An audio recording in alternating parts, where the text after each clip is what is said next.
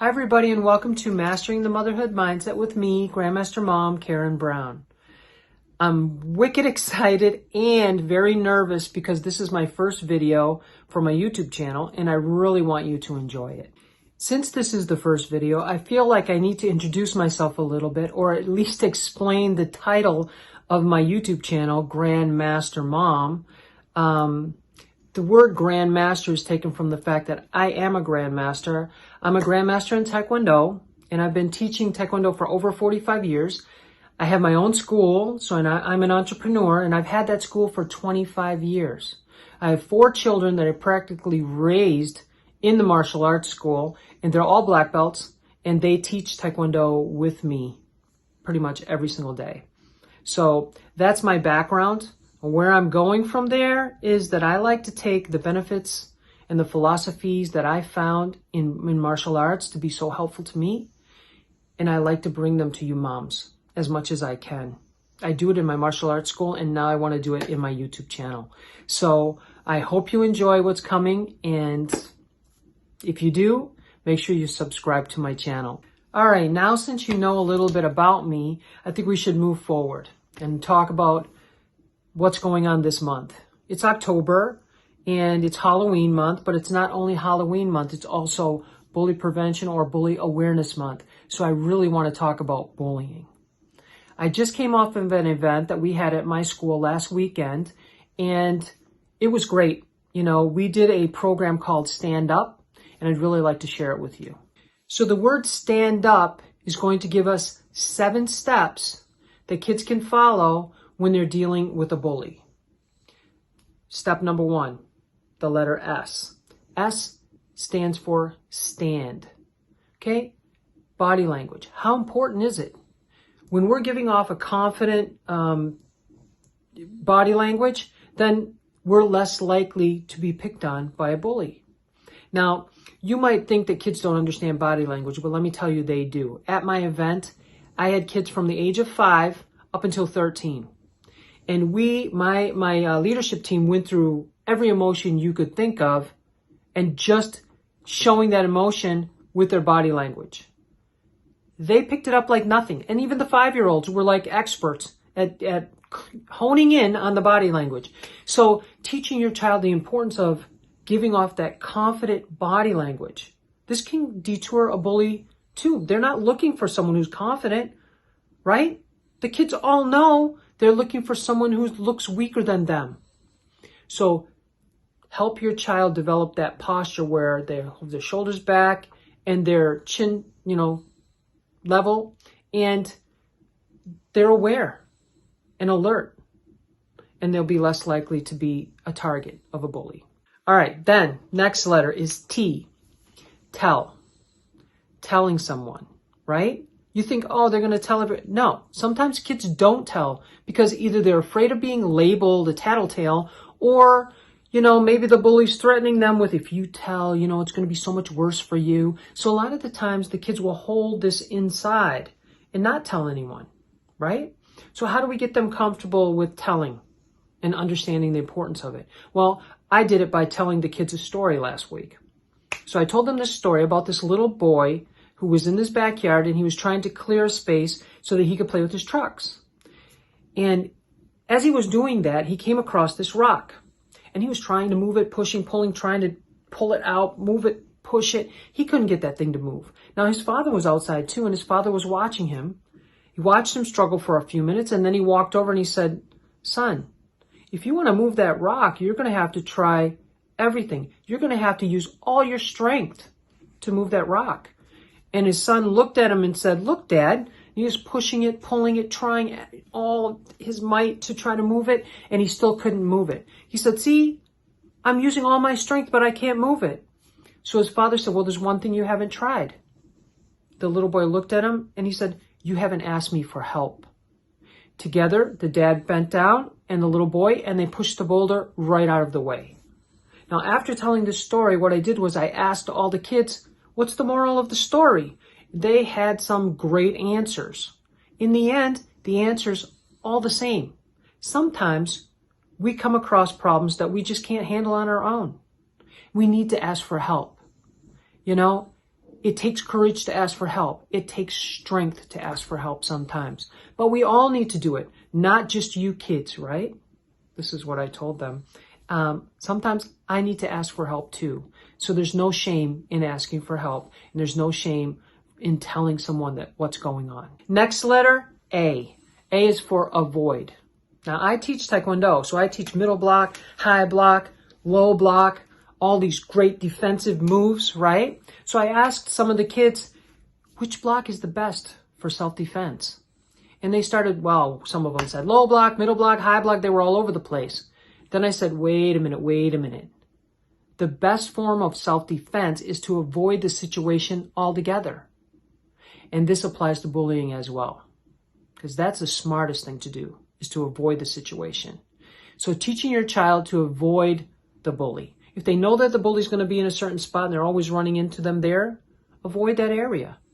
Or if they're getting bullied on the playground when they're playing out in the field, play a little closer to the teacher. Avoid that area. Avoid being out there by yourself. Teaching them avoidance is not teaching them to be weak. It's teaching them to be smart.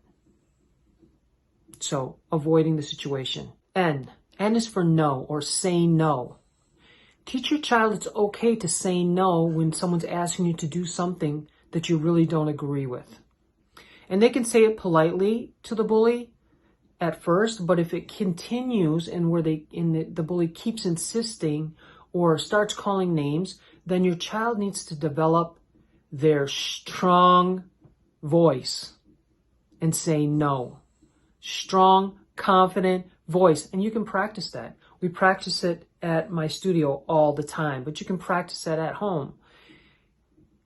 The thing is, I like to teach the kids to not only just say no in a strong voice, but to also add the story, because that's very beneficial in any situation, so that people around you that have heard you say no understand what's going on right away, so that they can take action, or they can understand that it's not you just yelling out, no, right? So maybe they say, no, Johnny, I don't want to take Susie's lunchbox. No, Johnny, stop asking me to do things that I don't want to do. They need to learn to be able to project that voice. So practice projecting your voice, saying no, but not just saying no, telling a story. Okay, we're at the last letter in the word stand, and that's D. And D is for develop. We want to help our children understand the importance of developing friendships and really encourage them to develop friendships with different people, not only their own same little clique or people that their parents know, but to really step out and maybe try to make friends with others, right? Nowadays, it's kind of hard to do that. And with COVID that we've gone through, and that everyone's online or on their phone or they're playing video games, some of the kids have lost those communication skills. So helping them and giving them tips on how to, strike up a conversation and that may turn into a friendship is important. So give your kids some tips like, tell somebody, ooh, I really love your dress. Did your mom get it for you? I'd really like to have one like that. Or what sports do you like? Or what music do you like? Just give them some ideas on developing friendships and encourage them to be diverse and develop friendships with all kinds of people. So now we're on to the word up. The first letter is U, and it's for understanding. Maybe you want to ask your kids if they really know what a bully is. I know I did that. At my event, I asked them, what is a bully? And most of them knew. It's somebody who continuously does things to hurt my feelings or hurt our feelings or make us feel bad or, physically harm us. That's a bully. But then I asked them, do you think bullies are born that way? And most of them knew that bullies weren't born that way. So I said, it's a learned behavior. They learned it somewhere. They're missing something. They're hurting too. They might have learned it from an older sibling who's bullying them, or even their parents. We don't really know where they learned it, but it's definitely a learned behavior, and it's probably because they themselves are being bullied. So when a bully says something really mean to you, just understand that it's coming from a place of hurt. they're hurting, and that's why they're saying those things to me. It doesn't really mean it's me. I'm not like that. I'm not what they said, but they're just in pain. So understanding that is important, and understanding that it's a learned behavior, and maybe understanding that maybe we can make a difference. Random acts of kindness all the time can make a difference in a bully's life too. All right? So they can change, and one day they might be your very best friend. And this is something that you can tell your children as well. On those lines, and with that being said, and the understanding, I want to share something with you. I recently did an interview with Scarlett Lewis. She's a mom, and she lost her son, Jesse. He was 6 years old. She lost him in the shooting, the Sandy Hook shooting. And it was a tragedy. Of course, I can't imagine, losing my child at the age of 6. And she lost him in a mass shooting, right? It was the largest mass shooting in the United States. But she found a way to forgive the shooter. The shooter was a long-time victim of bullying.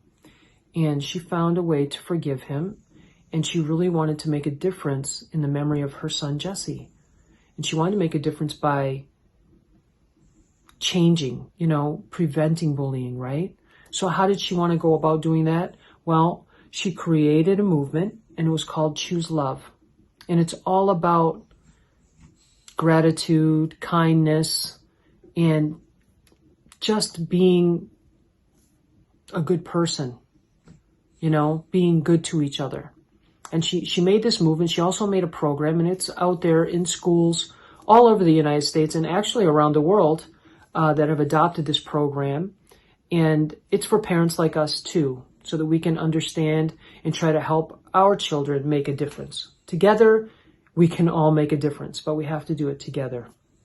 So I have a little clip of that interview, and I'm going to play it at the end of this program that I'm doing right now and at the end of the stand-up. I hope you stay and watch it, and I hope that it affects you the way that it affected me. All right, this is it. It's the end. It's P. P is for pride. We want our children to feel proud. How do we make them feel proud? How do we get them to feel proud? Well, why don't we start by asking them things that they're proud of? Things that they've done that made them feel good. It could be as small as I put my shoe on myself today, right? Or it could be I got an A on my history exam. Whatever it might be, I encourage you to help them make a list. Make a list of the things that they've done that they're proud of. No matter how big or how small, make that list. It's something that they can look back on. So if they are in a bullying situation and they're saying mean things to them, they can always go back to their list. You can go to their list and read them some of the things that they're proud of before they go into school for the day. Help them feel confident. Maybe they'll adopt that confidence stance that we talked about. So help your child feel proud. Feeling pride brings confidence, and that's going to deter a bully. Now, I hope you enjoyed the stand-up program, and I hope you enjoyed it enough to subscribe to my page, because I've got a lot more coming for you. Thank you. Well, and we'd really like to hear about how you got on this path that you're on. Yes. This is how I got, this was the next chapter in my life. And this obviously completely changed everything about my life. 8 years ago now, when Jesse, alongside 19 of his first grade classmates and 6 educators, was murdered at Sandy Hook Elementary School, in one of the worst mass murders in U.S. history. And I came home after that terrible day, and I found a message that Jesse had written on our kitchen chalkboard. He had written 3 words shortly before his murder: nurturing, healing, love. They were phonetically spelled because he was in first grade and just learning to write. But I knew that if his shooter, who was a former student of Sandy Hook Elementary School, whose mother had taught at the school, if he had the skills and tools to be able to give and receive nurturing, healing love, that the tragedy would never have happened. It was so simple. Simple isn't always easy, but that was the solution. And so I knew that would be my purpose in life, spreading that message. And I knew that my purpose was to get that into schools. And so literally I started that day that I created the Jessie Lewis Choose Love movement within a month of the shooting. And every single day, Karen, since then, from sun up, we're sitting here talking first thing in the morning till sundown. This is what I do, is spread this message into schools, homes now, communities, businesses, all across the world.